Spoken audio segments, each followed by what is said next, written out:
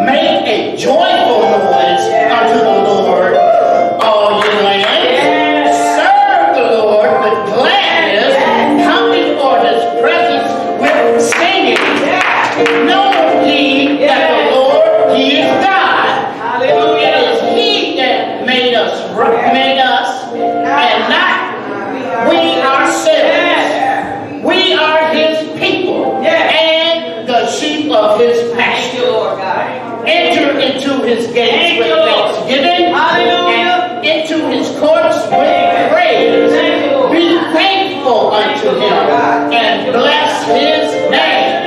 For the Lord is good, his mercy is everlasting, and his truth endureth to all generations. Hallelujah. Yes, Lord. Oh, we thank you, Jesus. Thank you, Jesus. We're going to have our praise and worship. Praise and worship come forth. We're going to delight ourselves in singing the sound of the Lord. Yeah, come on, man.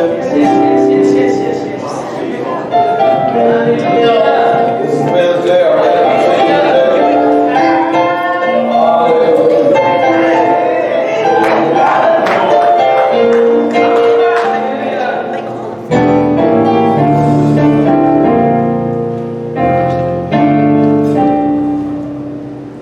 Praise the Lord, somebody. Praise the Lord, somebody.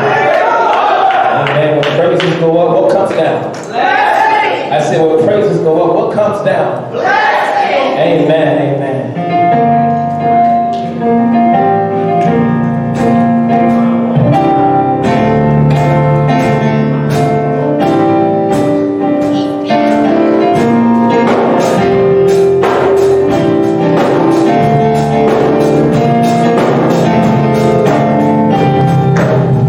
He's my God. Take my refuge. He's the God on which I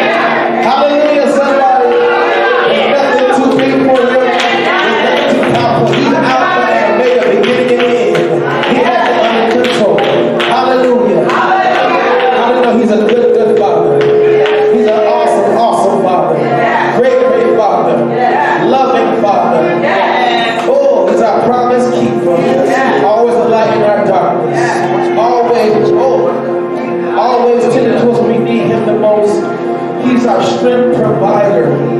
He relieves, what is the word I'm looking for? He gives us back the strength after we done used it all. Have you ever just felt so worn out, but out of nowhere the Lord just inserts His joy into your body? You just been given so much strength to keep pressing forward after falling down so much. Thank you, Lord, for your strength that you inserted to my body. Even though I use it the wrong way, Lord, I thank you for renewed strength, renewed mind, renewed heart. Good Father, yes you are. Hallelujah.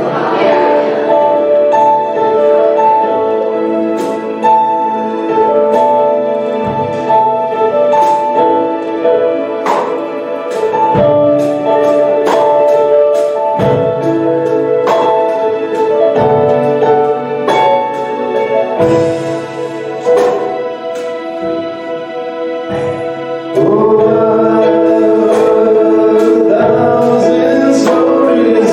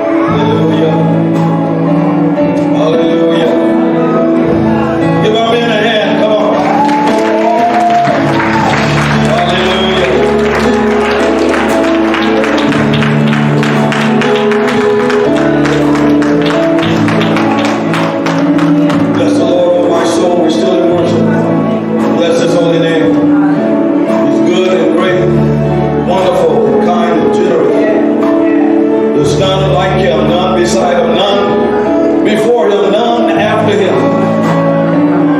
You are the great I am, the ever-present one, the ever-living one. You are the first and the last, the beginning and the end. You're all-knowing, all-powerful, everywhere at the same time. You're Emmanuel, God with us. You're Yahweh Shammah, the God who's there for us. You're Shalom, our peace, our integrity, our wholeness, our health, and our prosperity. You're Elohim, the Creator, the Almighty One, El Shaddai, God of the mountains, the high place, the God our provider. You are Sabaoth, the man of war, the defender of our faith, that stands in the breach in the gap for us. You're our lawyer and our counselor. You're a friend that sticks closer than any brother. You're a high tower. You're a pavilion. You're a bulwark. You're our rear guard. You are our defense. Our beautiful lily in our valley. And you're the bright and the morning star. You are the day spring. You are a God of promise that doesn't lie. You're the one and true and only God that ever liveth on our stead and on our behalf. You're Yahweh Sidkenu, our righteousness. You're Yahweh Mekadisco, our sanctifier. We love you today, Father. We love you, Jesus. We love you, Holy Ghost. Yes, we do. We turn it over to you now. We surrender it all to you now. We recommit ourselves to you. We revow ourselves to you. Is there anything too hard for you to do? If we believe, all things are possible to him who believes. Somebody say, I believe God.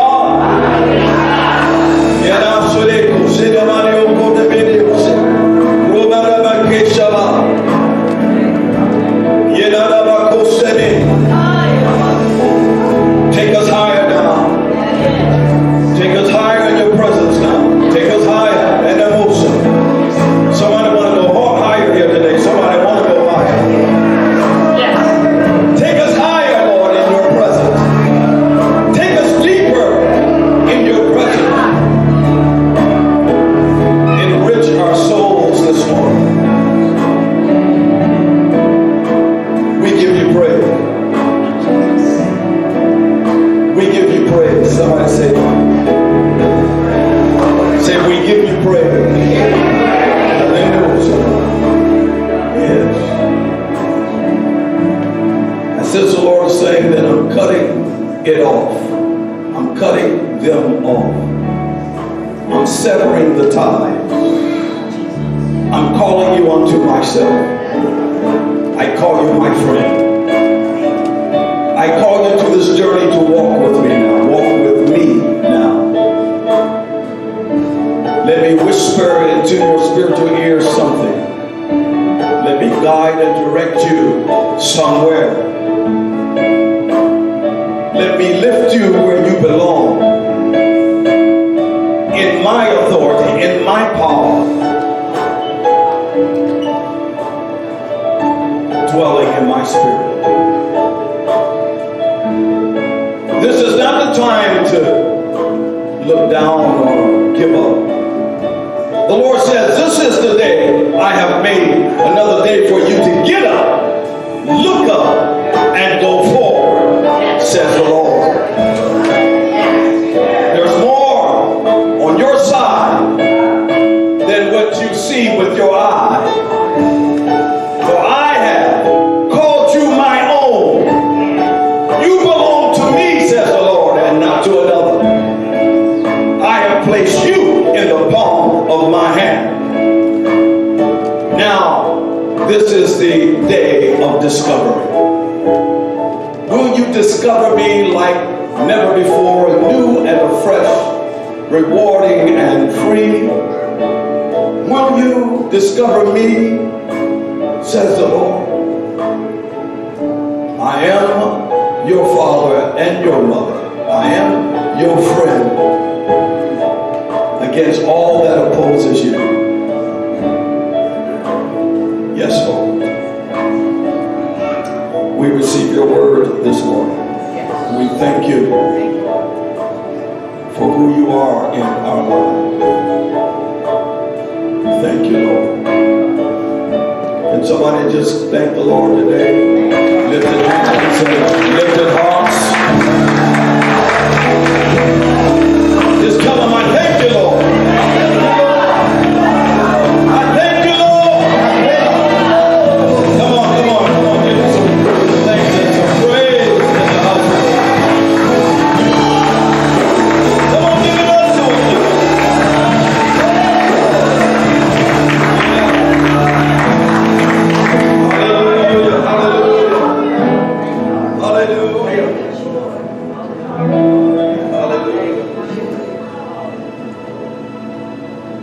We give you praise today, Father.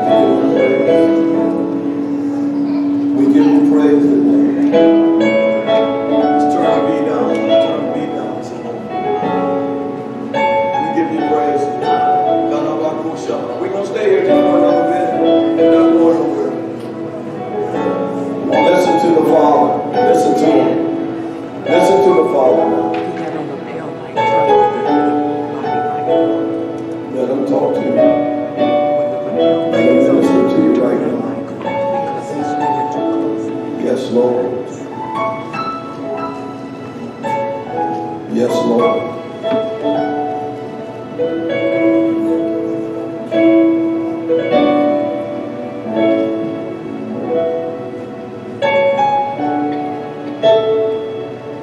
You're a wonderful soul.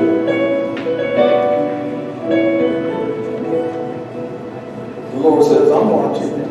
I got you.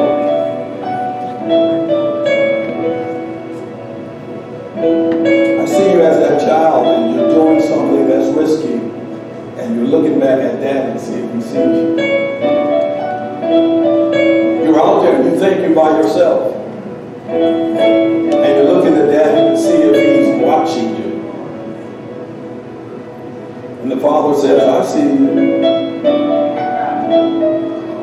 I see what you're doing right and I see what you're doing wrong. I see you. I see your struggle and I see your pain. I see you.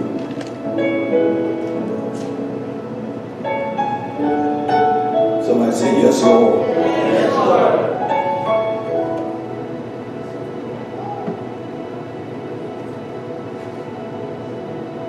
Sometimes we wonder too much.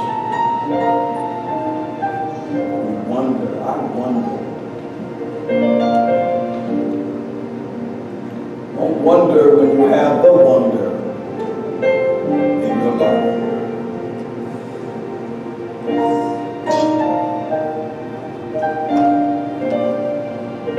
Let me tell you about God before I sit down. That God, we're talking about Yahweh God, because there's many gods. Yahweh. I just thought I'd make that very clear to everyone. Or somebody say God. Let me say this, Jesus. How about that? That'll clear the whole thing up.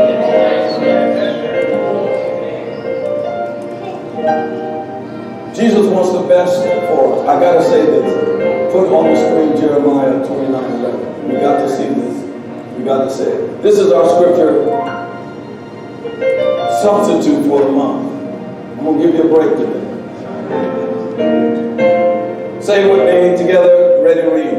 For I know the thoughts that I think toward thee. Yes. Yes.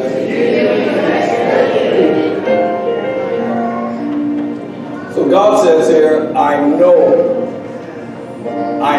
the thoughts. I know the thoughts. that I'm thinking about you right now. Say, God is thinking about me right now. God is thinking about me right now. Thoughts of peace, not of evil. You say, well, you know, it seems like God doesn't know what I'm going through right now. It doesn't seem like He understands what I'm going through now. He understands. All things work together for good. Them who love Him and call according to His purpose. To give you an expected end. Another version says, a hope and a future. Say, I have a hope. I have a future. Now, how bad do you want it?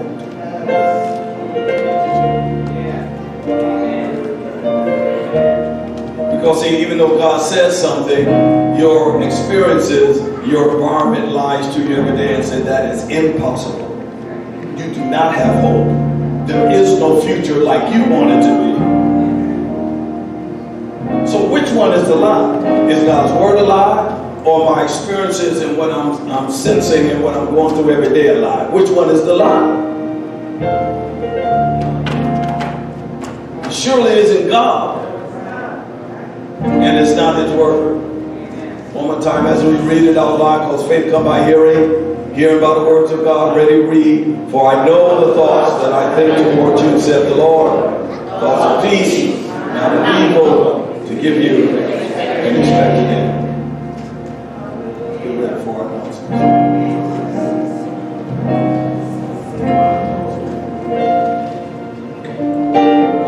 Praise the Lord.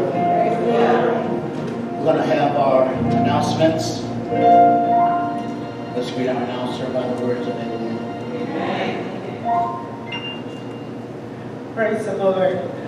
Our announcements. Men's Day today. Hallelujah.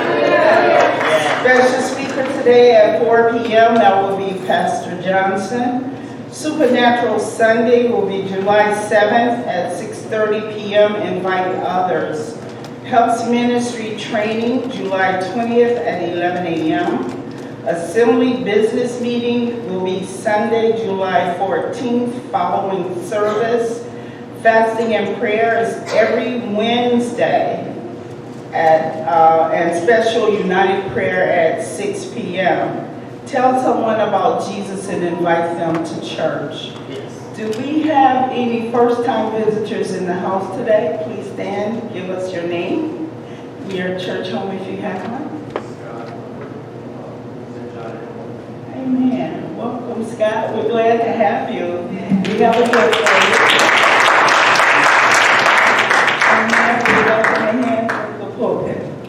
Praise the Lord. Amen. We're welcome to have you. What time is it? It's offering time. Hallelujah. It's offering time. Need an envelope? Just raise your hands and we'll be sure to get you an envelope. We do have the point of sale if you want to use that. If you want to write a check, make sure you write the check out to Center of Attraction. Amen? Amen. Giving time to God. Amen? Now, I'm going to read the scripture, which is found in Malachi 3 and 8. As you prepare your offering, going from 3 to 11. Will a man rob God? Yet ye have robbed me, but ye say, wherein have we robbed thee? In tithe and offering. You are cursed with a curse, for you have robbed me, even this whole nation. Bring ye all the tithes into the storehouse, that there may be meat in my house, and prove me now herewith then, said the Lord of hosts, if I will not open you the windows of heaven and pour you out a blessing that there shall not be room enough to receive it. And I will rebuke the devourer for your sake, and ye shall not destroy the fruits of your ground, neither shall your vine cast their fruit before the time in the field, said the Lord of hosts. Amen. Amen. We're going to read our offering declaration. Would you all please stand for our offering declaration? And we can read this together. Offering declaration. As we give our tithes and offerings, we are believing you, Lord, for jobs and their jobs, raises and bonuses, benefits, sales and commissions, estates and inheritances, interest and income, rebates and returns, checks in the mail, healing and divine help, gifts and surprises, finding money, bills paid off, settlements, debts demolished, royalties received, scholarships and grants, contracts, money management, 100-fold return according to your word in Jesus' name. Just follow the directions of the ushers and bring forth your tithing and offering.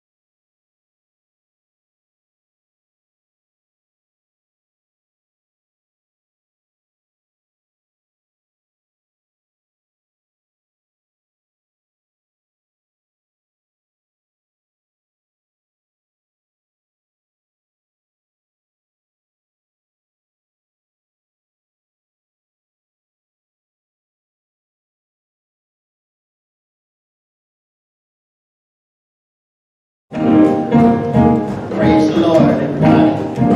Stretch your hands toward the offering. Lord, we thank you this morning. Lord, we thank you for givers. Lord, we thank you that you are touching the hearts of your believers to give. Your word says, give and it shall be given unto you. Good measure, pressed down and shaken together and running over shall men give unto your bosom. Lord, we thank you for the giving. In Jesus' name we pray. Amen. Amen. Praise the Lord. We're going to turn the service over to Apostle. And we come by. Amen. Amen. All right, turn me on. So, listen, this is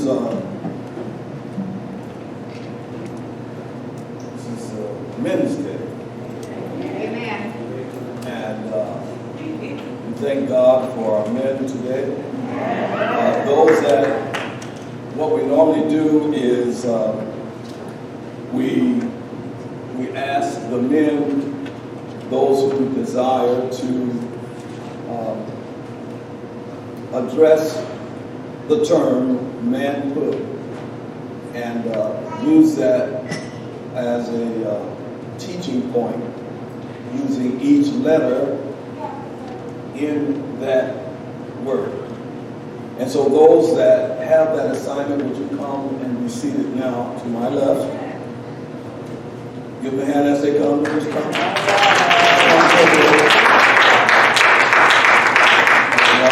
bless you. God bless you. Have a seat over there. And is that everyone? Okay. These are the ones that desire to speak. That doesn't mean that the other men don't have anything to say. And the women say amen for that. Amen. Yeah, amen. But they're going to come as we talk about manhood, M-A-N-H-O-O-D. And they will talk on one or several of those letters of that word. All right? And so we're going to have them to come at this time. Whoever has M. Does anyone have M? With M, come on up right now. Give my hand.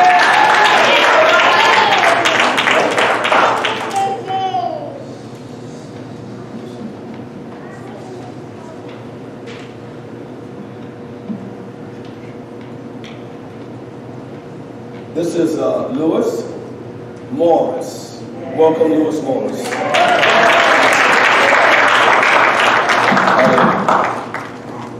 We were asked to talk about manhood. I chose the letter M within the word manhood. M stands for maturity. The Bible talks about maturity in 1 Corinthians 13 and 11. It says, when I was a child, I spoke like a child, I thought like a child, I reasoned like a child. But when I became a man, I gave up my childish ways. The dictionary definition of maturity is having reached a final or desirable state, having reached an advanced stage of mental or emotional qualities of an adult. So I think a mature man should have certain M qualities. A man should have money to take care of his family. 1 Timothy 5:8, it says, anyone who does not provide for his relatives, especially for members of his household, he has denied the faith and is worse than an unbeliever. Amen.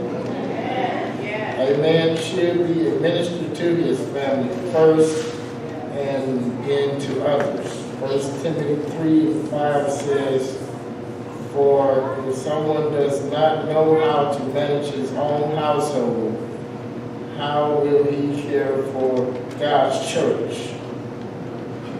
A man should be a model of godliness.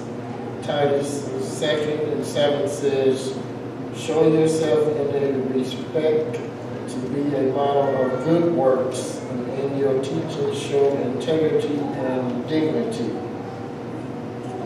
A man should meditate on the word day and night. In Psalms 1 and 2 says, but his delight is in the laws of the Lord, and on his laws he meditates day and night. A man should be on the move with a mission and to spread the message of the Lord. Matthew 28:19 says, go therefore and make disciples of all nations, baptizing them in the name of the Father, the Son, and the Holy Spirit. A man should perform miracles, seeing signs and wonders manifest. John 14:12 says, truly, truly, I say to you, whosoever believes in me will also do the works that I do, and greater works than these will he do, because I am going to the Father. I chose the word maturity because I am still learning and growing in this aspect. I started from the beginning stage of manhood, coming to this church, and being around the men here has helped me and will continue to help me mature man in the Lord. Thank you.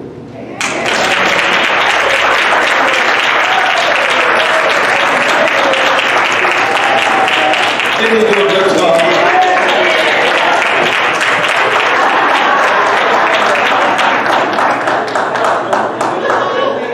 I really am proud of all of our men. They're great individuals. I don't know if anyone has A. Did anyone choose A? We have 2 A's, or did you not do 2 A's? All right, in the order here, AJ. All right, and then follow suit. Okay, so give them a hand.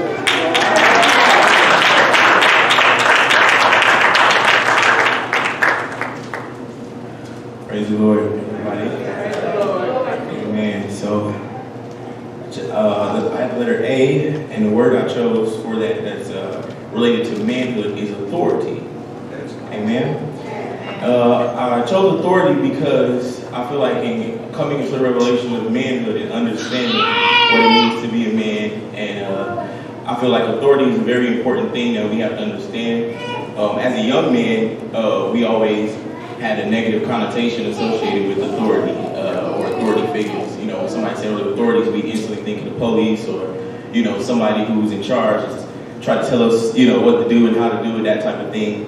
But interestingly, I went to the Word, and a very familiar passage of Scripture, especially around the area of authority, I'm pretty sure most of you might know, comes out of Luke chapter 10, verse 19. And I'm going to read out of KJV. And it says, "Behold, I give unto you power," and this is Jesus speaking to the disciples. It said, "Behold, I give unto you power to tread upon serpents and scorpions, and over all the power of the enemy, and nothing shall by any means hurt you." Now, the first power that in that sentence there in the New Testament translates in the Greek the word exousia, which actually translates into the English word authority there. And so what that means is this authority that Jesus is talking about is an authority that comes with our identity and who we are in Christ Jesus. And most of us have it. Well, all of us have this authority, those of us that are in the kingdom of God and are in Christ Jesus. But the thing is, a lot of us, we either know how or not know how to operate or walk in that particular authority. And what Jesus meant when he said, "I give unto you power to tread over serpents and scorpions," it means pretty much that nothing can bite you or sting you or hurt you or harm you when you know how to activate and walk in its authority. Amen? But the thing about it is, it's not just about, you know, understanding you have the authority, and you have to know how to actually walk in authority. And the first thing you have to understand is that for authority to be expressed, there must be subjection. Amen? And so you can't be in authority if you're not subjected to authority. Amen? And in order for you to be an authority figure, there must be a higher power that you are subjected to. To give you a prime example of that, apostles and prophets are the chief authorities in the order of this house. But even them, they are subjected unto authority to somebody else. They have to give accountability for everything that they do as well, and so much so as we do, you know. So everybody's in subjection to authority, but ultimately the authority that we want to be subjected to is the authority of God's power in our life. Amen? Because that's the power that's going to allow us to be able to actually move and operate in authority. And I'm pretty sure many of us can think about there's things in our life that are probably out of order that we can use our authority to set in order. And I mean, if you really just want to be practically honest, and our best definition of authority is if you look at the life of Jesus Christ. I mean, this guy had authority over trees, he had authority over wind, he had authority over walls and wine, and not just sickness, disease, and demons and devils and things like that, you know. So when we look at the authority, but what is the secret to Jesus' authority? When we look at it, he was always in submission to the Father. In fact, he had so much authority because he was in submission to the Father that people would come up to him and be like, "Who is this guy that teaches with such authority? He teaches better than the scribes." Now, I don't know if you know anything about Bible history, but the scribes back in that time, they were like the Harvard and Yale and Princeton scholars of their time, of their day. They broke down the word and interpreted, and even them, they said that he taught better than them. He had so much authority that even the people who were considered the authority figures of that day, the Sadducees and the Pharisees, they even came to him and said, "By what authority do you do these things and do you teach these things? And tell us where you get this authority from." He said, "I ain't telling you unless you tell me what authority you come to me in. And we're not telling you that what authority." He was like, "I'm not going to tell you." But they knew that it was something beyond him. You know, it was nothing that he did. It was what he did. It was what he did. It was what he said. It was everything. They heard his authority. They seen it. His authority through the demonstration of him laying hands on the sick and casting out devils and performing miracles and rebuking storms and speaking to people that have passed on and calling them back into life. You know what I'm saying? They seen this authority in his life, but his number one secret for walking and activating that authority was being submitted unto God, being subjected unto God's authority. So when we learn how to subject ourselves to God's authority, that's when we can pick up the authority in our life. And when we come into the revelation of our identity and the revelation of manhood and the revelation of who we are in Christ Jesus, and when we want to set things right in our life, when the enemy comes with serpents and scorpions and try to throw things off, and we are submitted unto God and his authority, then we have the legal right to operate and to move in that authority. And I'm going to give you one more other thing about authority, and I'm going to get out of here. And authority, a perfect example of this, or so you can have a reference point to meditate on, is when you think of a police officer. When a police officer, when he stops you, the first thing he does is he shows you his badge. Now that badge is a symbol of his authority. It's a symbol of his office, his status, as far as being an authority figure. But if you don't respect his authority and who he is, then he have what they call power to enforce his authority, which is his gun. Okay? Now see, Christ said, I've given you power, but remember we said in the Greek that word meant authority, to trample over serpents and scorpions. So that's your identity. That authority is dealing with who you are in Christ. So you have a spiritual badge that you carry that demons see when you come around, but the power to enforce your authority is the Holy Ghost. Because the Bible says after that, the Holy Ghost shall come upon you, you shall receive power. In Greek, that's dunamis. That means explosive power. So that's the firepower to back up your authority. So in order for you to walk in your authority, first you have to submit yourself to God, and then you have to begin to understand and recognize of not just God's authority in your life, but authority figures in your life. God has given us mothers and fathers spiritually. He's given us teachers and tutors. And once we begin to understand and recognize these authorities and honor these authorities that are in our life, then we will see the grace of God come upon us, and we'll be able to walk in the authority that God has given us. And when we say a thing and decree a thing, it shall be established. And then we can speak to a fig tree and tell it to be cursed from the root, and it shall dry up. And we can speak to our bank accounts and speak to our families and our careers and the things around us and call those things which be not as though they were. Come on, somebody. I wish we could have some church in here. I'm talking about authority. Amen. And this is a revelation of manhood. Maturity was first. Authority, that comes next. And I just thank God for whatever else he's going to bring for us today. Amen.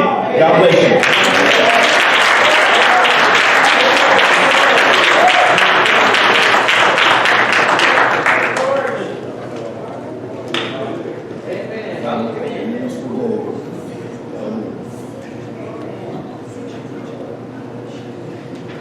I have the letter A also, and I choose the word abide.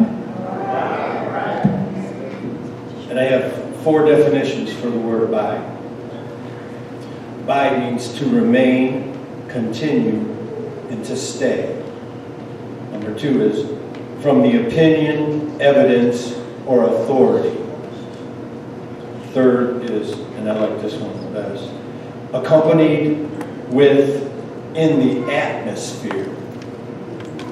Means you're accompanied with, in the atmosphere.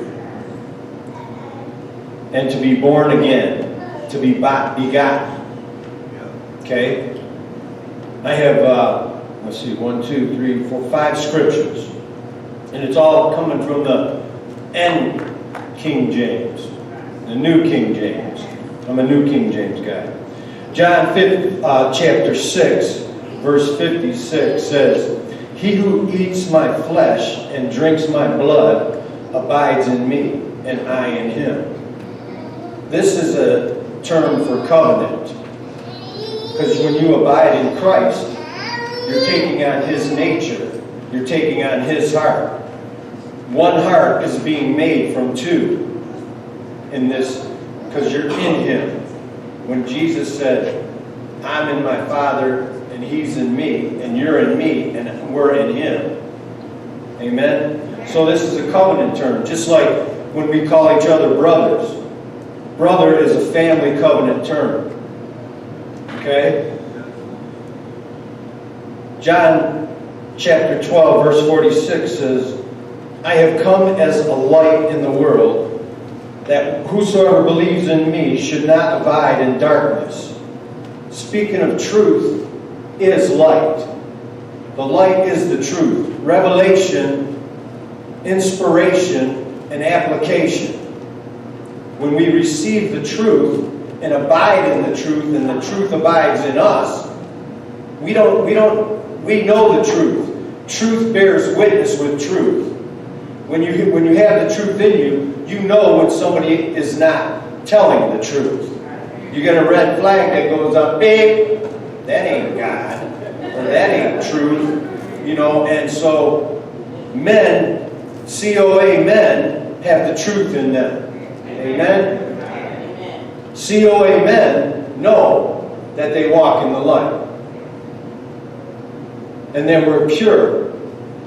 The light is being pure and purifying. And you're not ashamed.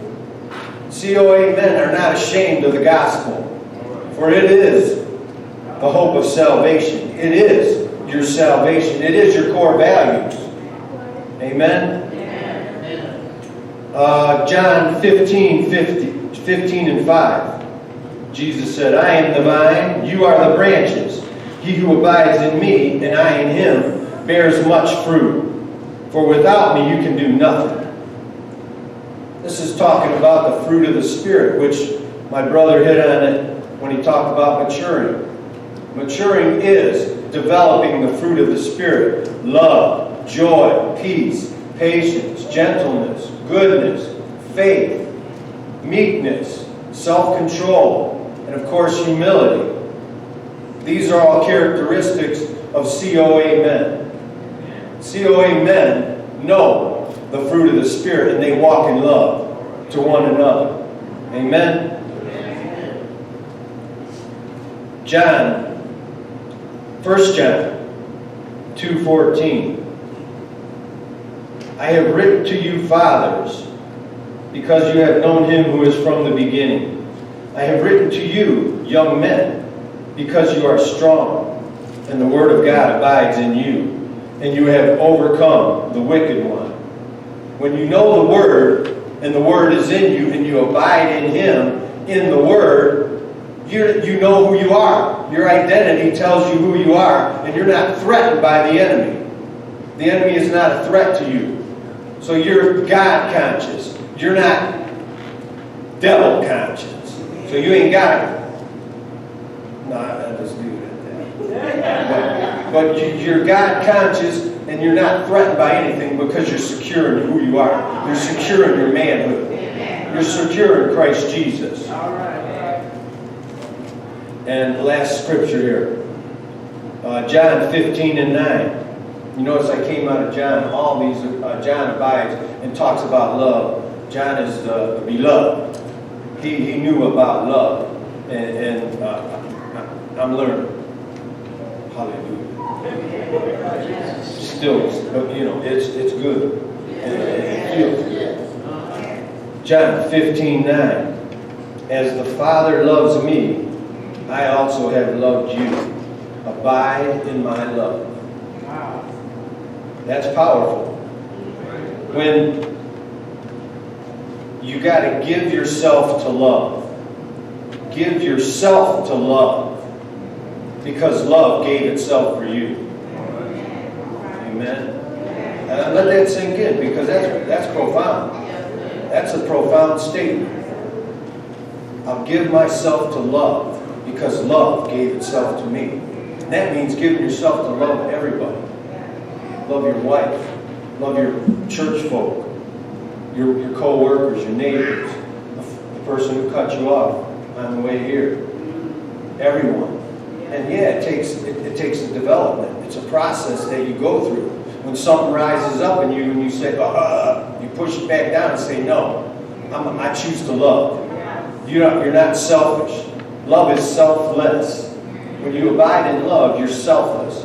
I know sometimes I get disappointed and discouraged sometimes, but then I say, for a little while, and I say, you know what, God, I'm being selfish. And then I just let it go. You just let it go. And love takes over. Love take me over. Amen. Love takes you over.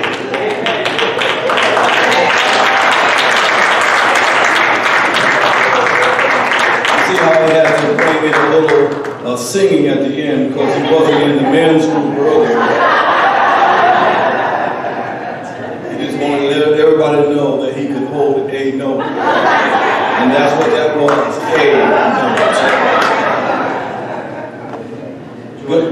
Good job. Good job, Minister Dave. Did anyone have end? All right. The floor, Reed, give him a hand.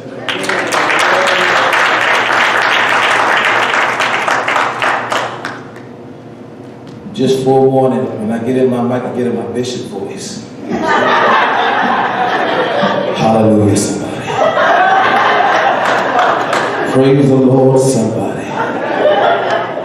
Now stand up on your feet. Amen. There we go, I love humor. Let's let y'all know I'm not up here to preach. I'm not going to preach, but just give you just a word that was on my heart.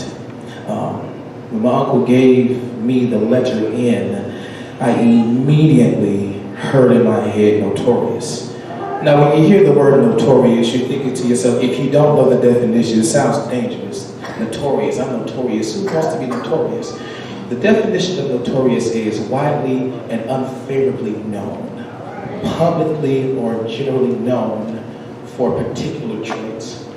Now, what is a man known for? A man is known for his valor, pride, confidence, vigilance, courage, self-respect, faithfulness, temperance. And we're also, I believe, more importantly, we're creators. We are seed holders. We give seeds to our wives, and our wives bring forth the next generation into this world. And then we go forth from there and train our children in the way they should go. But because of these awesome, notorious traits, the devil is attacking us. We are attacked. Our masculinity is attacked, is under attack, and he's trying to diminish our authority. I'm talking about authority as men. God has given us a job to do, and I found a few scriptures. As I was studying, I couldn't find any scriptures to correspond with this, but as they were talking, the Lord was just given to me. This is Proverbs 24:5. A wise man is strong and is better than a strong man, and a man of knowledge increases and strengthens his power. Exodus 15:3. The Lord is a man of war. The Lord is his name. Proverbs 11:12. He who belittles and despises his neighbor lacks sense, but a man is understanding and keeps silent. These are positive traits that God has placed in our lives, and because of that, we have to defend our name, our positive traits, and be leaders of this world and lead this world into something better. That is our jobs as men. Train up our children, train up our brothers, our cousins, our friends, even folks that are older than us. Be a friend, be there, be that nourishment. And I believe that is also a good trait of a man, is nourishment. We nourish this world, we nourish each other, and also we hold ourselves accountable. Amen. Amen. Not trying to preach, but yes, I truly feel deep in my heart that we as men, we have to defend our name. Because the devil is truly coming for us. He is truly coming for us. And as the world is getting worse and worse and worse, we have to stay ever vigilant, stay ever strong, stay ever powerful, because that is the authority that God has given to us as men of this world to lead our nation to greatness. That's it. Yeah.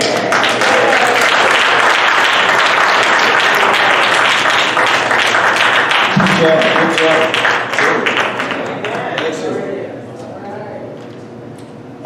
Do we have anybody who took O? Yeah. All right. Really? Did you have O? You did not? Okay, come on, O. Here's the big O.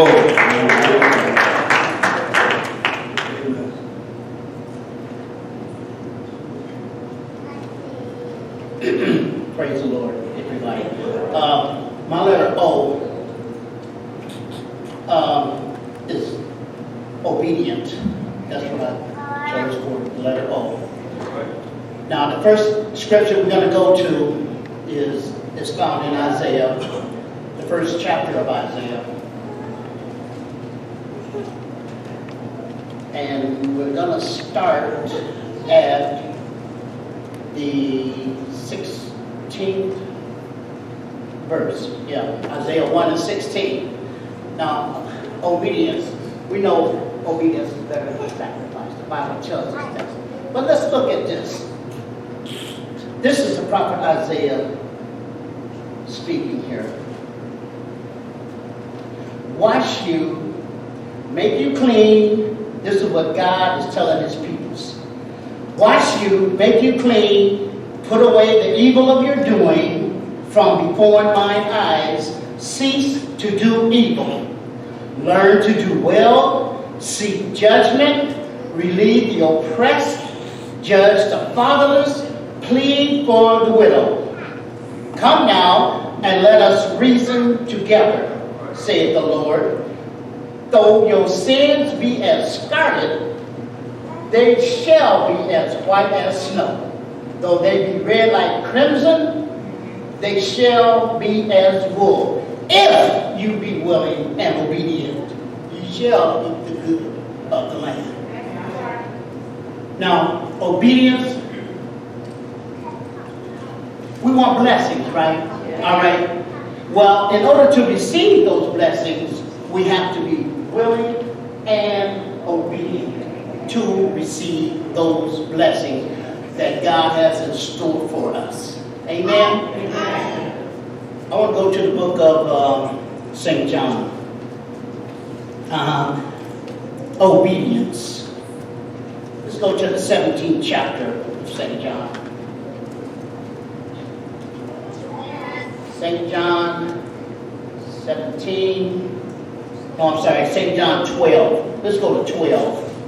St. John 12, 49 and 50. Yeah, 49.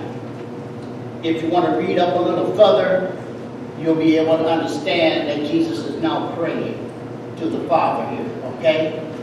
The 49th verse says, "For I have not spoken of myself, but the Father which sent me, he gave me a commandment by what I should say and what I should speak.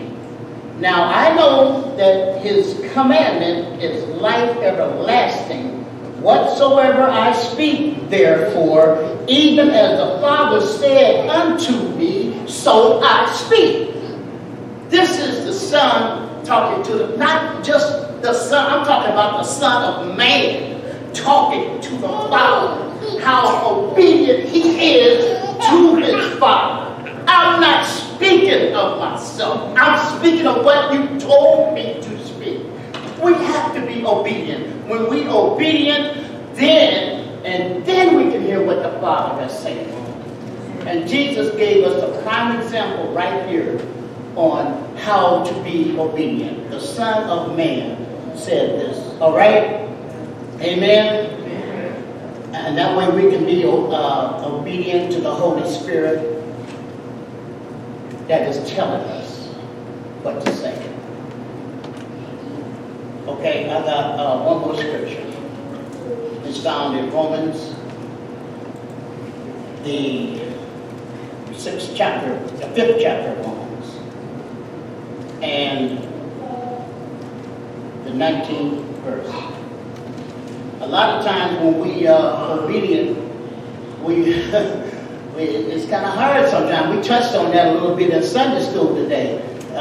You want to do this, but no, God is telling you to do this. But so we have our little argument, a no-win argument. Well, God, you don't understand. Oh, I understand. Well, right ahead. And I love you. I'm always there for you. But if you want to go your way, just go on my way. When the word, 2 Chronicles 20 and 20 says, "When we believe the word of the Lord, we will be established.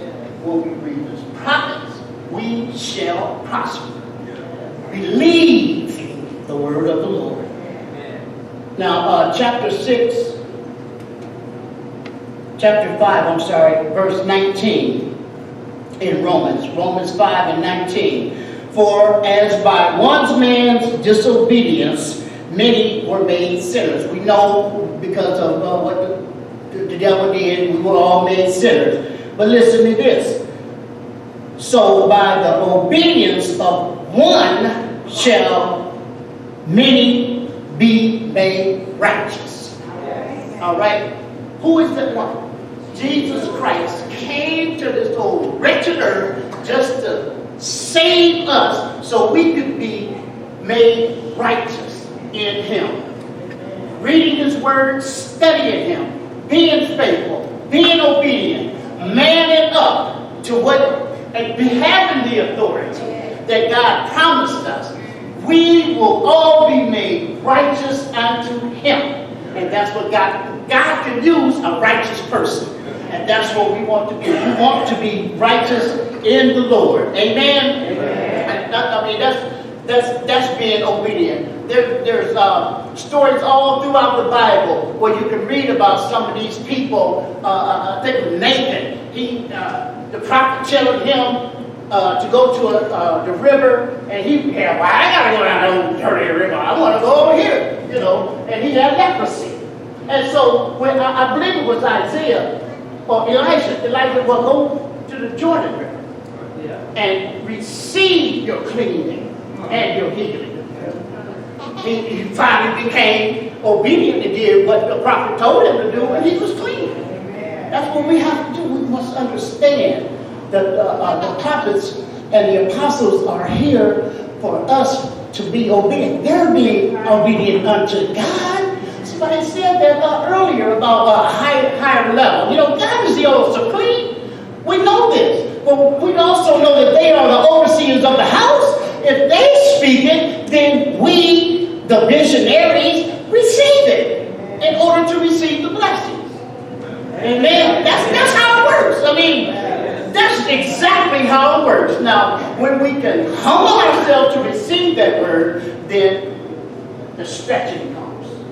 That's when the stretching comes, and we've been talking about pressing. Well, the resistance will just fall. It'll just fall all up on you because God knows what your heart is all about, and God knows that. And the other letter, O, in manhood. When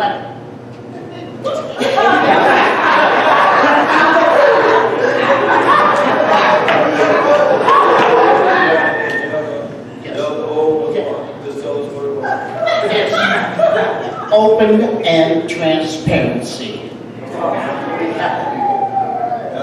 And must be transparent. What we see here, we see behind our doors at home. We see on our job. We see in our heart. Open and transparency.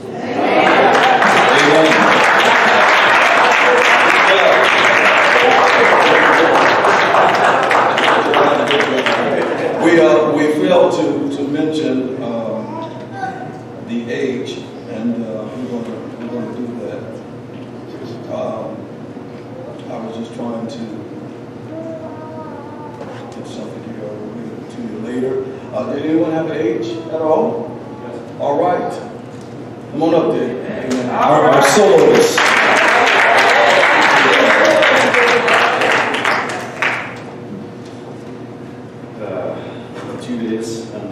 Two times on the stage.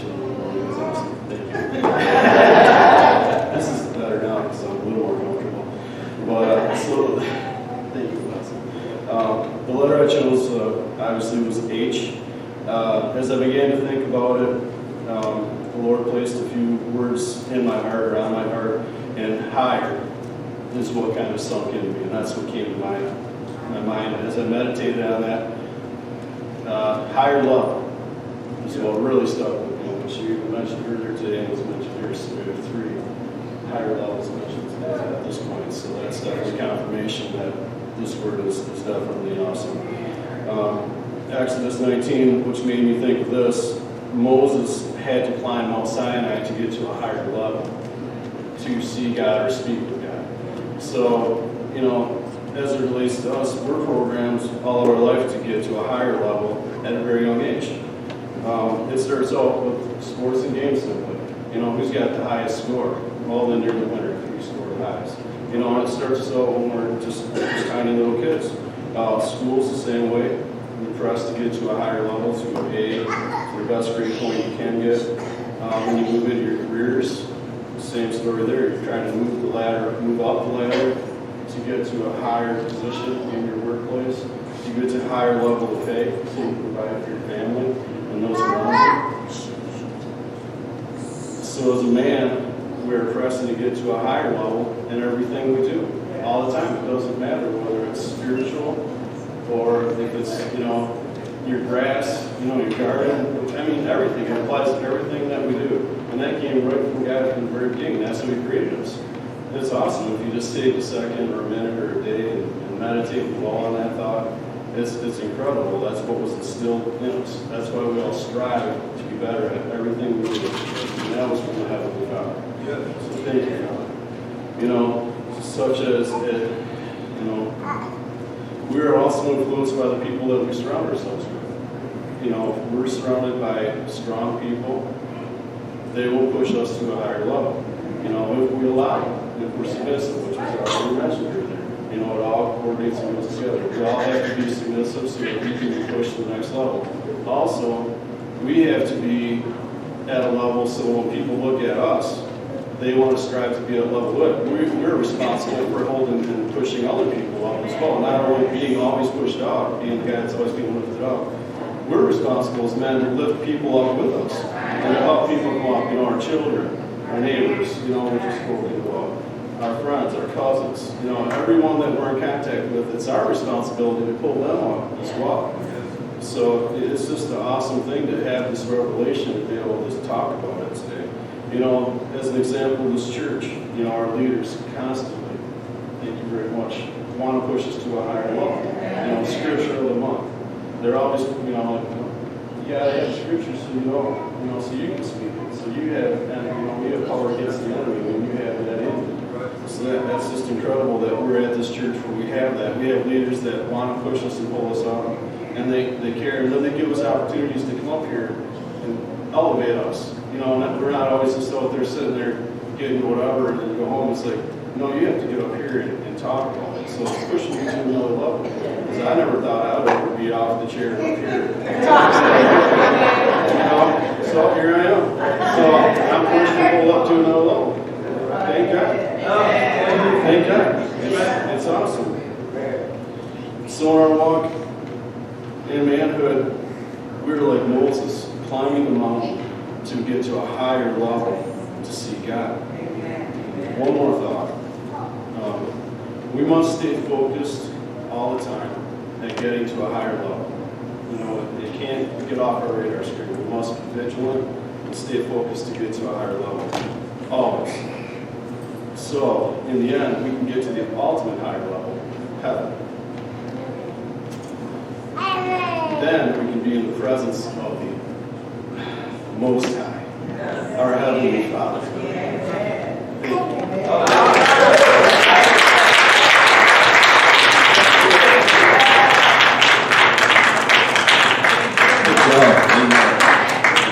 Did anyone have a D or not? Anyone have a D?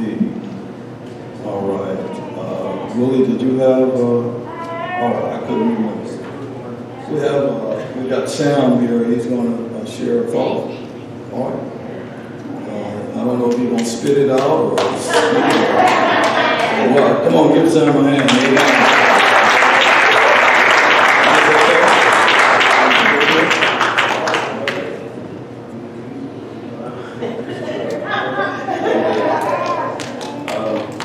I just have a little, like a short little piece, like a spoken word. What is a man?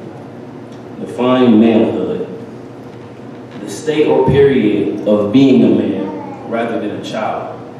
So that will reflect doing what a man should, but how can you consider yourself a man if you're not doing what a man could? Now, I know we're not all perfect. We've all had our history of not playing by the handbook. But as a man, we shouldn't focus on the past. We should be focused on the present to make sure what happens in our future will last. We have to speak those blessings into existence, and in Jesus' name, they'll come to pass. Sometimes I have to ask because, yeah, I'm a man, but there's some steps I can plan because Lord knows that I don't got it fully down packed. But a man is an adult male human. But the archaic definition of a man is to fortify the spirits or courage of, which means to be established within yourself. So in order to be deemed a man, in order to man ourselves, we have to be established within ourselves and have a foundation established within ourselves. And also as a man of God, we need a relationship with our Most High. And yeah, it's clear that I'm still working on mine, but in time, draw men all over the world, God's light will shine. Thank you.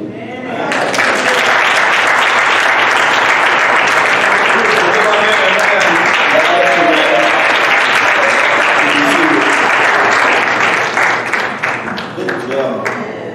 Give him another hand. Did you do that?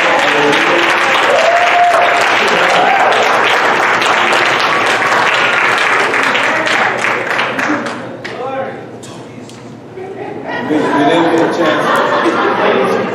We didn't get it. That's a good thing. We didn't get a chance to do D, so men have to be disciplined. I think Sam alluded to that a little bit. We have to certainly know ourselves and be strong because you can't give what you don't have. So it's important that certainly is the case with manhood.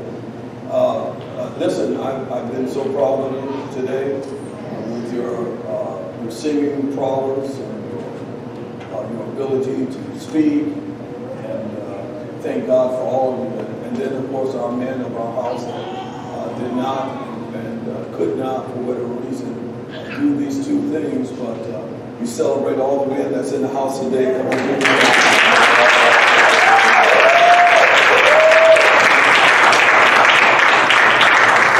I'll be brief here today, but I do want to share with you a message, a very brief one in regards to manhood. Let me just say this right now, that I am concerned concerning the masculinity of humanity. The reason I am concerned is that it seems that the world has been to emasculate masculinity, and that the femininity of our society, the female seems to be more bold, more brash, seems to have more of the power and strength than a man. We see it in movies, we see it on TV, we see it in not just media, but in the music world, also in the work world, and etc. I do understand and realize that all women have a place, and that that place was not in any foreground because of men's quest to keep women down. But they're finding their strength, they're finding their legs down to stand, and that you should. But there is a place for women, as there is a place for men. And in many cases, it is to walk in equal degree and in equal manner and such. But then, as it relates to this whole notion of authority, especially in the household, it's different. And it doesn't mean that I trot over my wife. Doesn't mean that that she is a rug to step on. But it means that she realizes that I'm the head of the house. And with that being said, headship means ultimate responsibility. That's what that means. That doesn't mean that I'm a chauvinistic person. It means that she trusts me, that since she came and got my name, her name is now Leona Glenn, that she has trusted me to lead the way spiritually. Men, we have to be spiritual leaders. Yes, yes. And women, I think they were born spiritual. I don't understand that. They're so sensitive to God. They're so sensitive to the Spirit. But men have to lead their house. And you have to give them space to do that. I know we're slow sometimes. I realize that. I know you already got it. And then you open your mouth and you speak it. And depending on the attitude, disposition of that man will back up in the dark recesses of his life even further. So sometimes you have to pray, be very patient and long-suffering so that we can get it. Amen. And then you don't come with a response, I told you so, but you just smile and you look up to heaven and say, thank you, God, that you finally got it. Of course, that's not in every situation, in every case, but certainly there is a place for all of us, a position for all of us. This world is in, it seems, a downward spiral because we don't want to stay in our place and position. So if I want to be female today, leave me alone. I'm going to be female, even though I'm male. And vice versa. We don't want to stay in our authority place. So now the next several generations trying to tell the senior generation what to do. And I'm sure that there's reasons for that, but I won't go into that because both must learn from each other. But it creates anarchy, it creates chaos, because we're not in our proper place and position. And so God can't bless because He's not a God, a father of confusion. So ladies, stay in your place, in your lane. I'm not done yet. I'm not done too far. Men, stay in your place, in your lane. It's not fair that the woman is the father and the mother in the house. It ain't fair. It's not fair that they have to be the spiritual leaders because men, you're not coming up spiritual to your place. So she can't wait for you in that likeness because she has children and she knows God wants to bless. And so even though, she's doing it, she's on this tightrope and she's doing it the best way she can. And if you're not going to be in that place, she calls on the Ishai. Ishai means husband.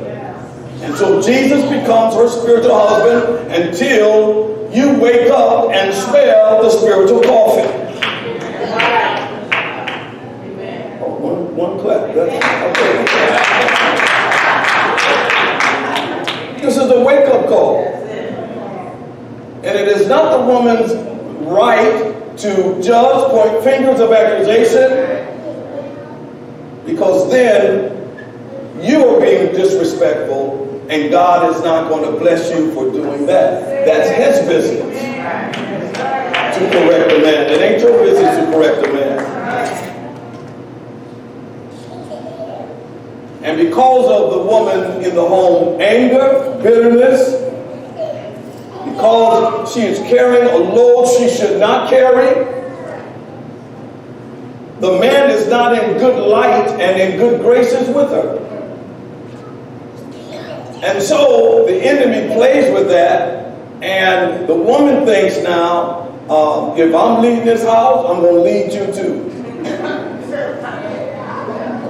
And I'm going to tell you what to do. And it doesn't matter what you think, because you ain't putting no money on the table, you ain't putting no Bible on the table, you're not putting any direction and guidance for us on the table. I'm going to do this thing now. And I'll tell you this, there is space for grace in that manner, but the abuse aspect of it is that woman then begins to take on a role she should not take on. And she's doing so in the drivenness of bitterness and pain and unforgiveness, and in essence curses that man. So even if he wants to rise to occasion, she makes sure, I ain't trusting you to rise, bro. I've had this ship running on my gas and my money for 10 years. So now you get a revelation. Sorry, too late. The ship has launched. And I'm saying, ladies, give the man a chance. Don't allow the world, I didn't mean to say this. I didn't even say this today. Here's my script right here. Don't allow the world to enter into your Christian space and you take on their mannerisms and their behaviors concerning how you look at any man, let alone the man that God has brought into your life. I say this across the board. You should never do the two C's, compare and compete. I wish that was my husband. At least look at it. Look at it. Now that's a true man. Look at what I got. What you got, if you did it right, is from the Lord. Then go to God about your man.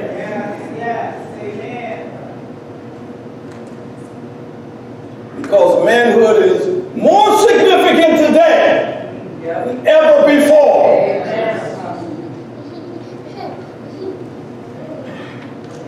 Not going to allow in the church the world's way of living to impress and inspire us. Sorry, I'm looking for amens. I know this is tough.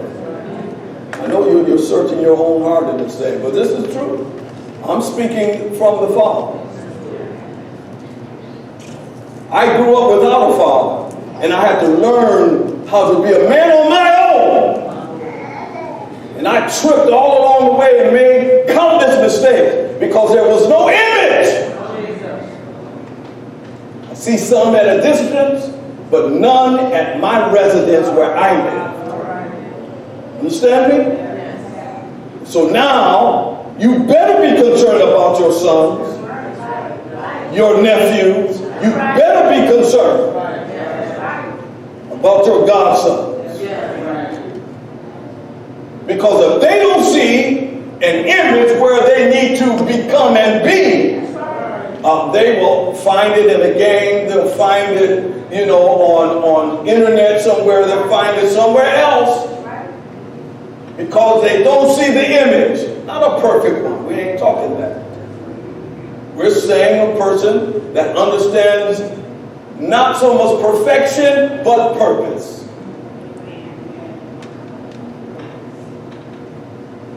So I declare the emasculation ending now and today. And definitely not in this house. And you better not allow it in your house. People talking crazy on the radio, on TV, folk coming in, acting all out of sorts. You better correct that. You better stop that. You better halt that. Let's go back to the Luke 10:19 and count. You better tread on that. Amen.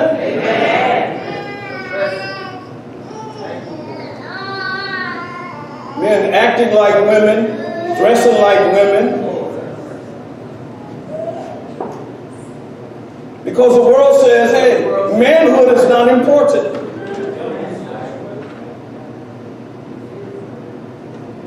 The world wants you to be unisex. They already got bathrooms for you and every other kind of room for you. So why don't you come next to a unisex church? There ain't no man's day, no woman's day. It's all of our days. I might dress up like a woman one Sunday, next Sunday, I might have a suit and a tie on. This is unisex church. I'm being facetious, but don't laugh. One day it may happen. What you gonna do with that? I wish you would look forward coming here with a dress. I wish you would.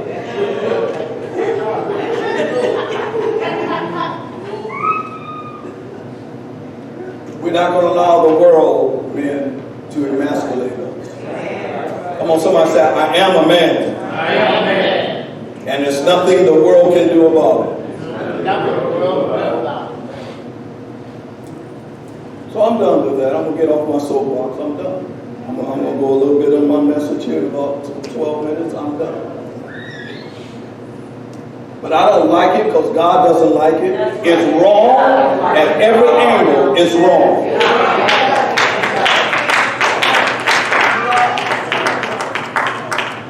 Men should lead the church, not women.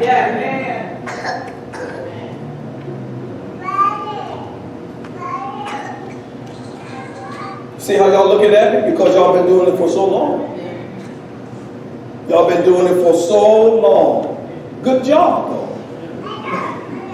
Good job. You've been doing it for so long. And if the man doesn't understand his purpose, he will keep allowing you to do it. Women are leading the church today primarily, not men. There's something wrong with that image. Men, you got to come to the spiritual place you're supposed to be in. You lead prayer. You got to be here to do that. I hope y'all understand what I'm saying. I'm not knocking the women because, hey, if that was the case, we would have shut down a long time ago. This message is about manhood. It ain't about the women. It's about, I'm talking to the men. So y'all need to pray that while I'm speaking, they get it.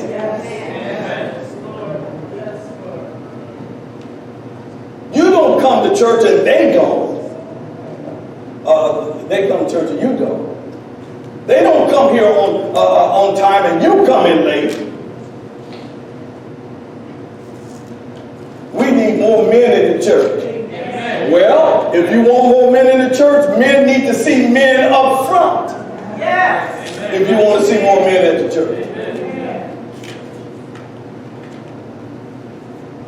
So if there is a prayer for any woman here in this house, God, bring forth the men and let my man lead the way.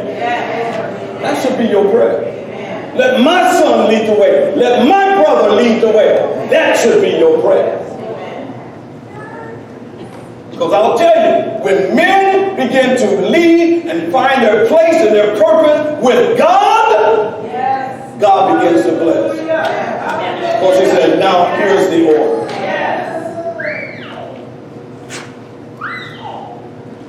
And the ultimate order is that men and women are together doing it.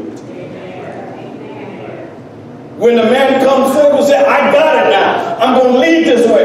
Y'all don't step back as a woman. You don't step back. You thank God that they're up front, but they're arm in arm with you. Yeah, I got a little bit more claps on that.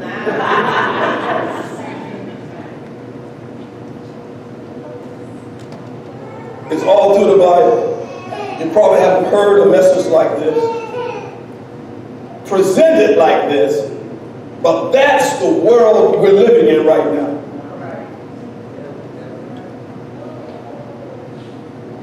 And it's the fight of our society today. To some degree, rightfully so. Women are saying, I got a voice and you ain't going to ever shut me up anymore. And they are voicing. They have broken the masculine ceiling that the male chauvinistic mindset have placed for years on end. They've broken it, and now they're acting and they're speaking and they want to be president and they da-da-da-da-da. Go for it, baby. Go for it. But you better have a right mentality. You better not, the scripture says in Psalm, don't mimic your oppressors.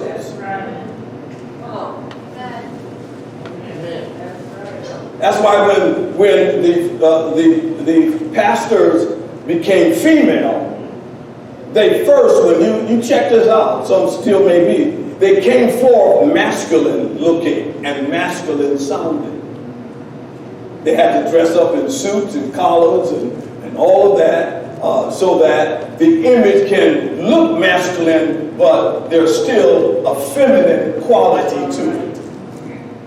Until finally they say, hey, take your suits, let me put on my dress, and let me be me.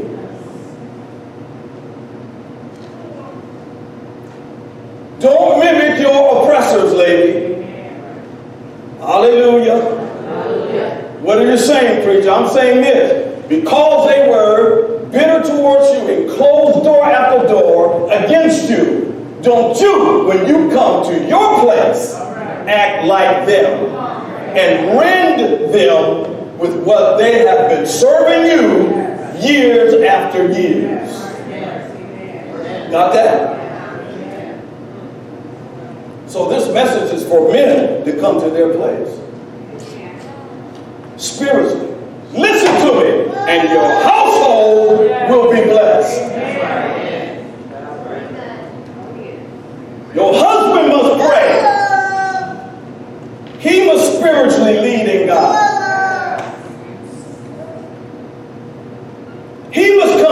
his wife and say, honey, I heard from the Lord. Even though you don't get it, catch it, you better just, baby, yes. Amen. Right after you heard that, you prayed, Lord God, I hope this is you.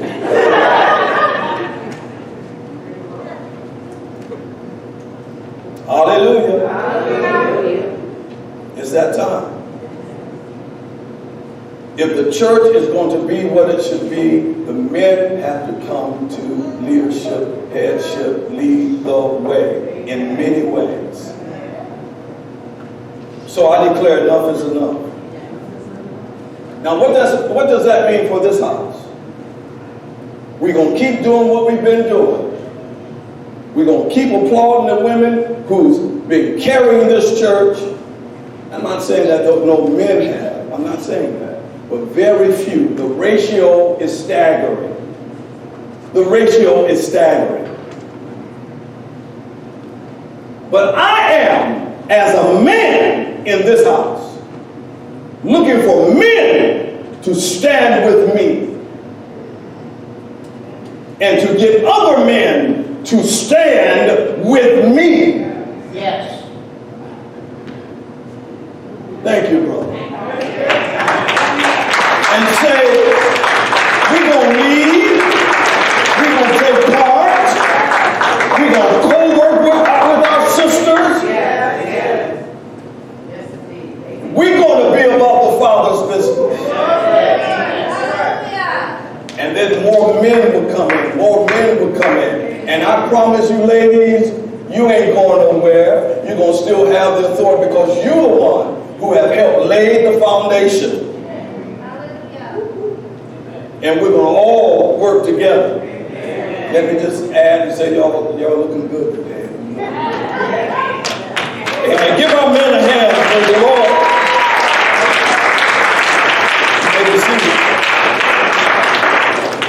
Pray for your daddies. Pray, women, for your brothers. Pray for... The struggle is heavy for us men. Heavy. Just because we don't talk doesn't mean we ain't carrying anything. I know some of us, we got issues about talking. We have issues. We just hold it in. Randall, we ain't going to tell nobody. Because there's something about us that say, I can handle this. But you better cry out to God. And ask God for help. And then lean over to your baby. Your wife. That's what I'm saying. Pray for me. I'm going through something right now. Well, if you would have took the garbage out, you wouldn't be going through nothing right now. I told you the other day. No.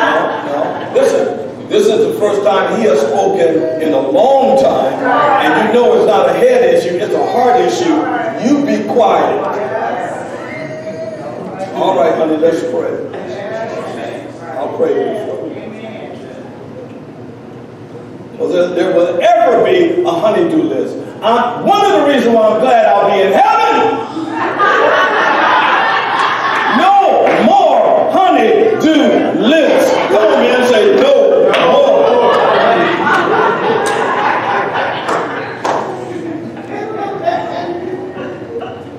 And the beat goes on.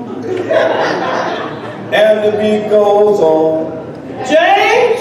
La-di-da-di-dee. La-di-da-di-da. James! And when I don't respond,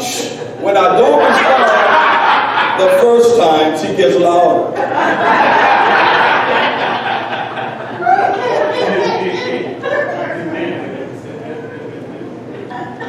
A few points here, 5 minutes.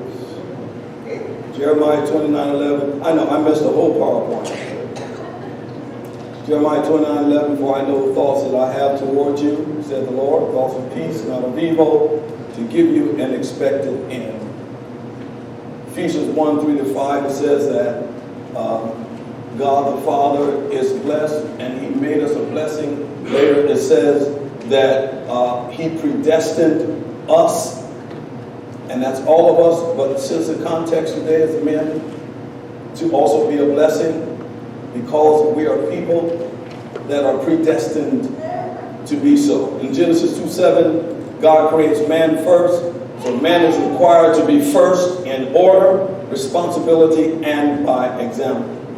Men are comprised of spirit, soul, and body, the indivisible, eternal number of God. We are not God, but we are made in the image to be like God. Genesis 1:27. This number is 3. 3 is the number of the God-man. So, let's look at this number as it relates to man. A few points here. Number 1, man has 3 directions. Up to mentors, level with peers, and also down to the next generations. Go to Malachi 4:6. Number 2, man has 3 dimensions: spirit, soul, and the body. In Matthew 22:37 and 40, it mentions that, and also 2 Corinthians 5:17, therefore if any man be in Christ, he's a new creation.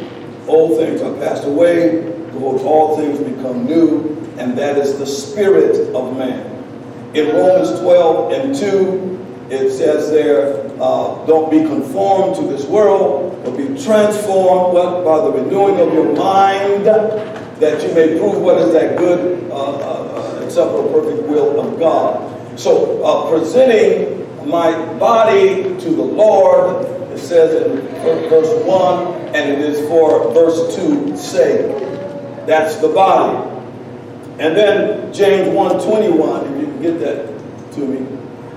It says, wherefore lay apart all filthiness, superfluity, that means overabundance of naughtiness, that means wickedness, and receive with meekness the engrafted word that's able to do something, save my soul, my mind.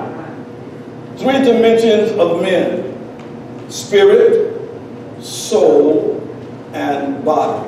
Then number 3, man has 3 distinctions: family, friends, and foes. That's right. No deposit, no return concerning family. Men, if you want your family to respond in the affirmative, you have to deposit something in your family. The same with your friends and such like. Those who add and subtract and multiply and divide, you got to distinguish, have distinction even with that, to understand who in your family, who in your friends, and of course your foes, who's subtracting from me, who's multiplying me, who's adding to my life, and who's dividing me. Those who value you and not devalue you. So stick around those who celebrate you and not what? Tolerate you. Here's a note: men must learn to bless and not curse, especially as fathers. Side note there. Number 4, man has 3 desires. A young man has a desire of aspirations, the pride of life, which is money, fame, beautiful women, the world, fast and the furious. Middle-aged man to gain wisdom, that's his desire, to have understanding, goals accomplished, security, longevity. The senior man enjoys his accomplishments, his relationships, making his peace with God, because life is not fast and furious anymore, but swift and short. He doesn't look back in anger or forward in fear, but around in awareness. So, let's look at man's toolbox. I believe these are the toolbox of life for men. You ready? First, man needs to have a vision.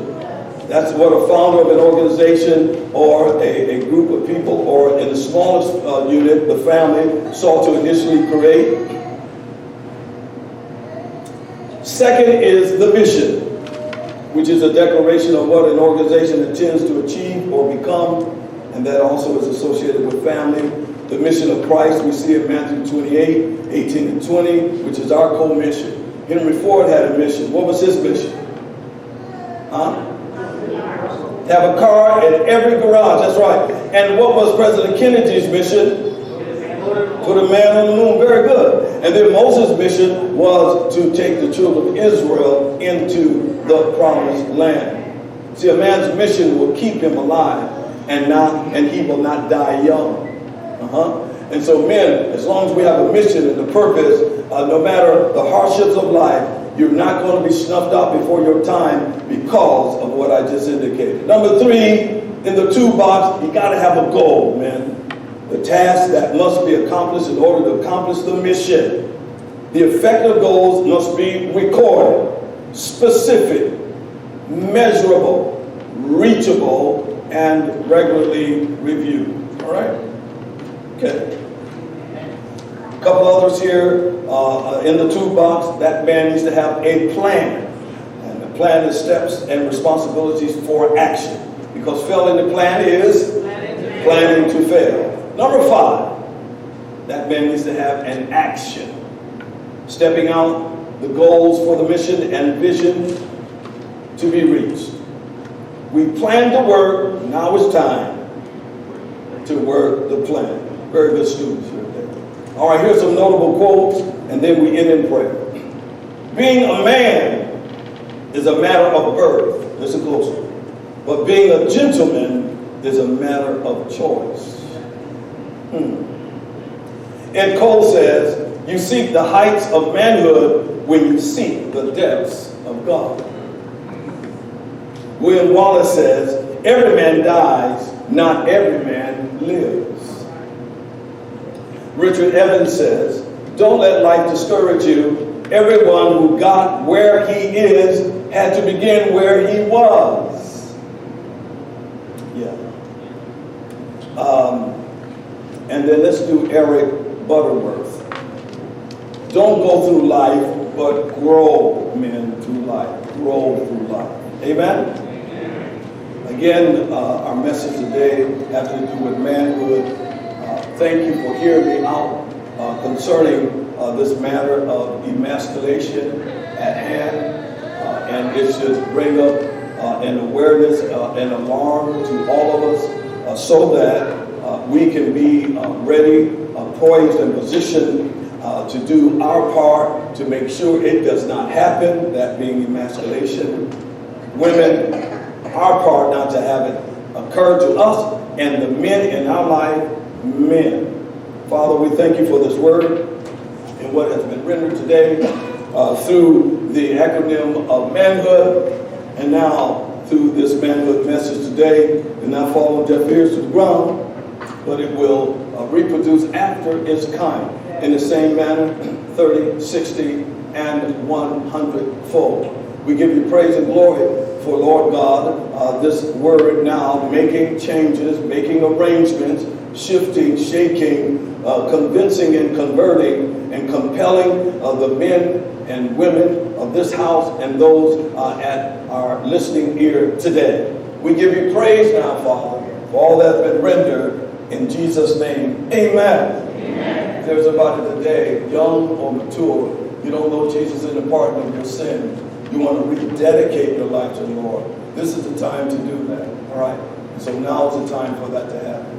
And Father, we just ask that right now you save and heal and you deliver and you set free right now in Jesus Christ's name.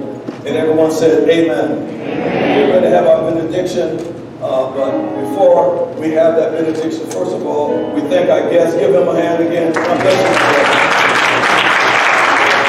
And all of you, our family, thank you for coming and celebrating with the men today. I'm proud to say that, as my father-in-law used to say, when he told the story and the response of the little boy, he said, let's do this some again. And so we're going to do this some again at 4 o'clock today. And we'd ask our servants please to come, of course, at a safe moment in time to welcome our guests. And the men will be also tonight singing. Our special guest tonight is Pastor David Johnson of Destiny Generation. You'll really, really be encouraged, enjoy him, and be directed in your life. We don't also have a couple of presentations for this evening, but it's going to be a good time. Then we're going to fellowship, have some food afterwards.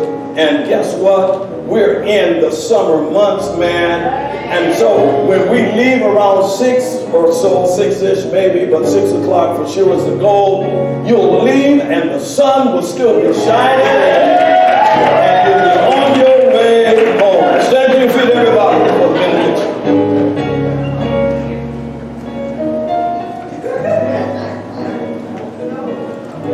Benediction is coming from Numbers 6. Numbers 6.